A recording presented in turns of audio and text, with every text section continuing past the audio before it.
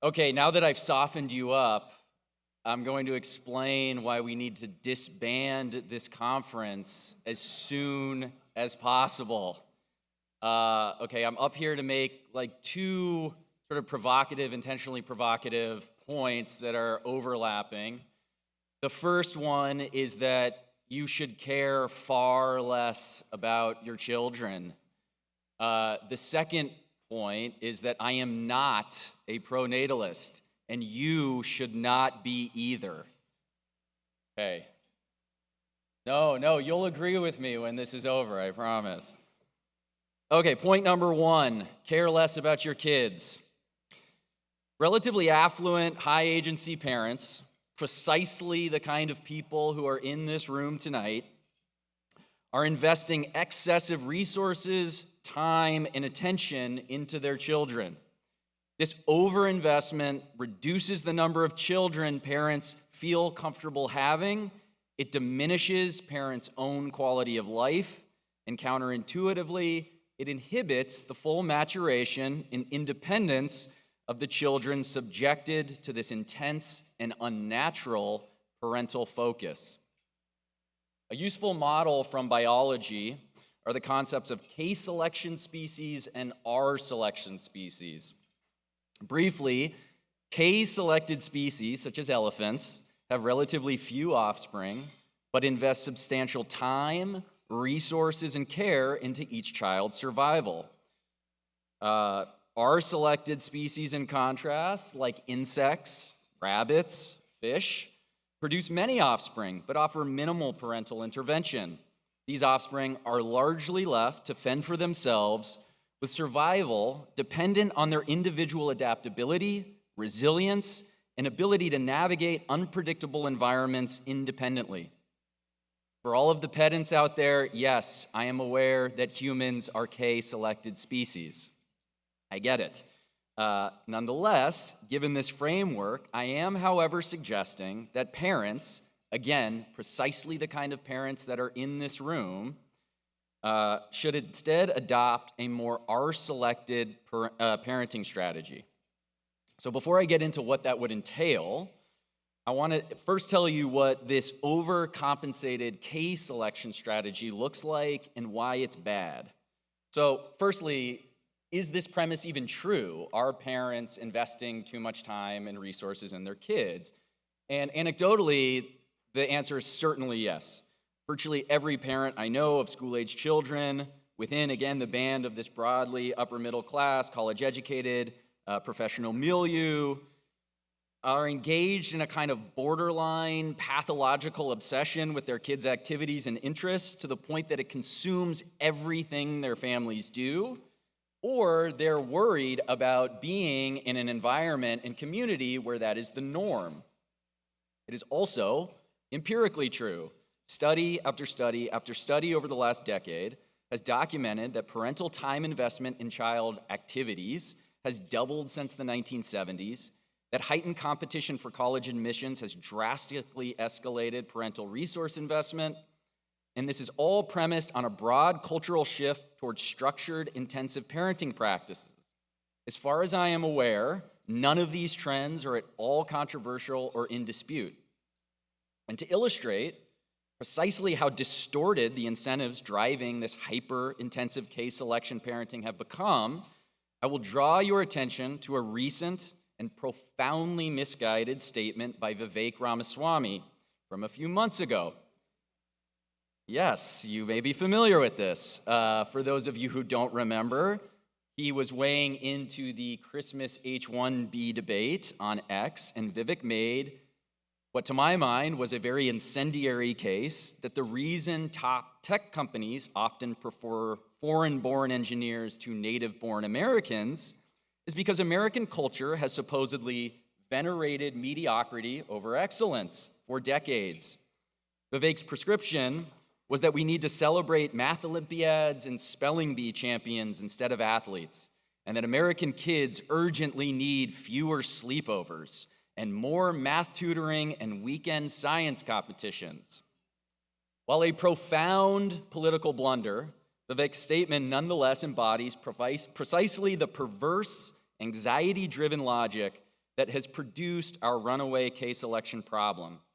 Vivek's diagnosis assumes that childhood itself should be structured as one long resume-building exercise, every waking moment dedicated to narrowly defined academic excellence or competitive STEM achievement.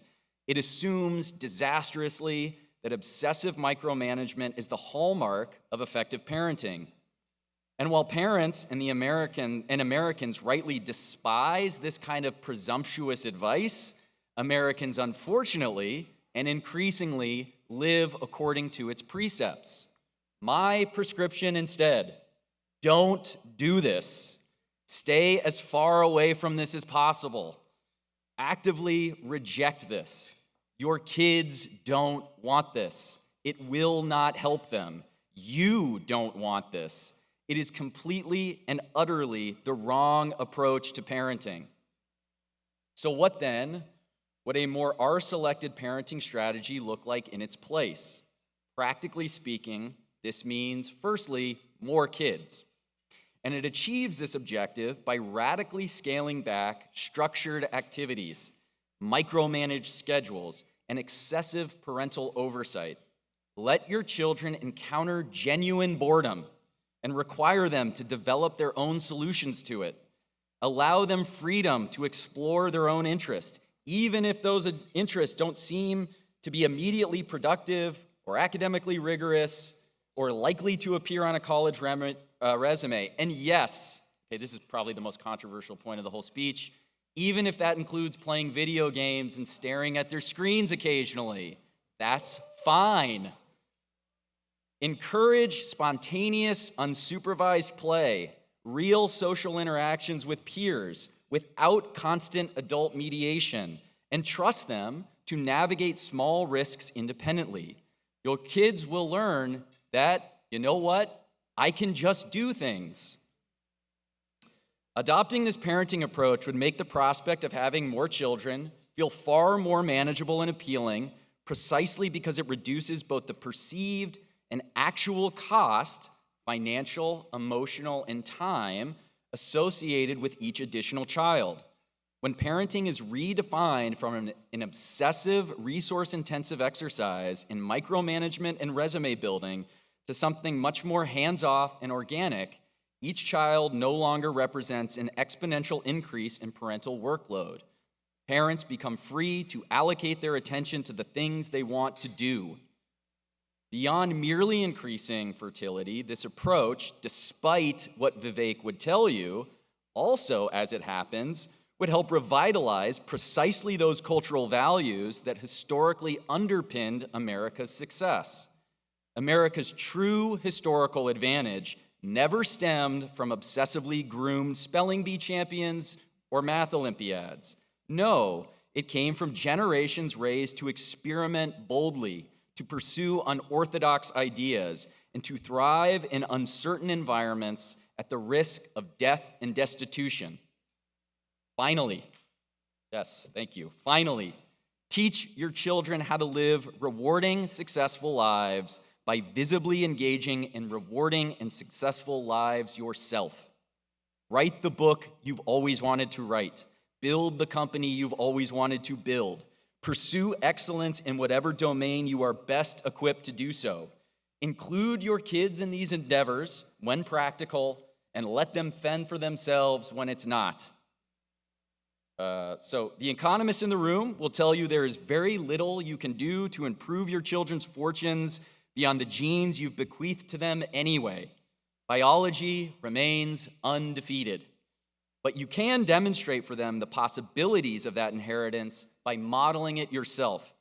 The truth is that most parents who give up on their ambitions once they have a family do so not because they have to, but because they want to.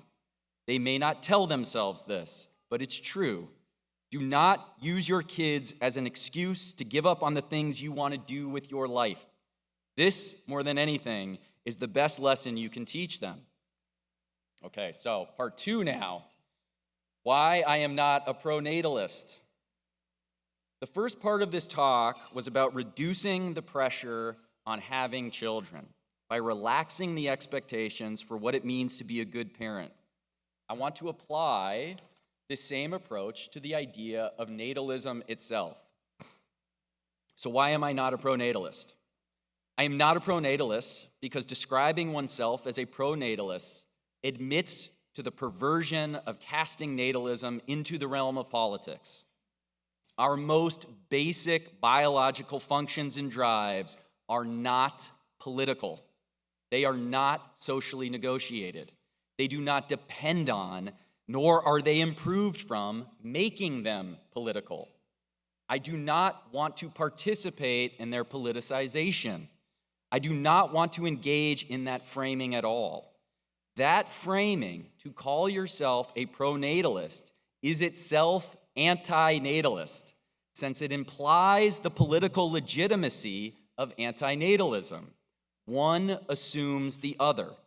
It suggests there is some other way of being that is not natalist, and that it requires whole conferences and policies and political labels to contend against this other way of being. This, of course, is absurd. I refuse to acknowledge the political legitimacy of antinatalism by defining myself against it. Okay. Thank you. I told you you'd agree with me. Okay. Politics has an inherently destructive nature. At bottom, it is a contest of power. Everything politics touches, therefore, turns into a means of acquiring more power for further political contestation. Having children or not having children becomes operationalized towards some other goal. And what goal is that exactly? Keeping Social Security solvent? To outbreed the libs? This is insane. This has also been tried, and it does not, because it cannot, achieve its aims. Soviet pro-natalist campaigns, for example, turned reproduction and motherhood into patriotic duty. There were slogans and incentives and art created to glorify motherhood, and even maternity capital programs to properly incentivize would-be parents. The results weren't increased family flourishing, but cynicism, resentment, and ultimately demographic stagnation. Why? Because Soviet life was miserable. And when politics colonizes biology, it corrupts biology's essential spontaneity, its intuitive, often irrational authenticity. People feel this, and they rightly reject it. It indicates something is wrong, and they respond accordingly. Now, all of this said, I understand why this conference exists, and I understand that we are here because, at least at the most fundamental level, we all believe in the goodness of the ongoing existence of the human race. I believe that. I believe in the goodness of the ongoing existence of the human race. I love humans, and I love children. And given that preference, I would urge us not to raise the political salience of having kids. I think there may be some short-term value in pointing out what is at stake and encouraging some amount of reflection on macro demographic trends. We should be paying attention to these things. And it is perfectly fair for those of you who study this as a matter of niche academic interest to continue doing so. But to the extent we want to see more children in the world, it must be an embrace of parenthood as an end unto itself for reasons that are pre-political. The best things in the world, in life, and there is no question that having kids is one such thing, should be approached only with awe, only with total humility. The miracle of having kids belongs to God, not to Caesar. If we are still holding this conference 10 years from now, we will have failed. Our goal should be to never have to talk about this. Our goal should be that no one is even aware of the word natalist, and that no journalist, let alone several of them, would ever find it compelling enough to report on. Just as being an effective parent means stepping back from anxiety-driven control of our children and embracing a healthier and more natural relationship with them, addressing the demographic future of humanity requires stepping back from anxiety-driven politics and embracing a healthier, more natural relationship with parenthood itself. Our aim is not to win a political contest, but to step out of politics entirely. None of what we want is sustainable so long as the term pro-natalist has any more meaning than a nonsense word like pro-breathist or pro-sunlightist. I have great respect for Kevin Dolan and all of the organizers of this conference.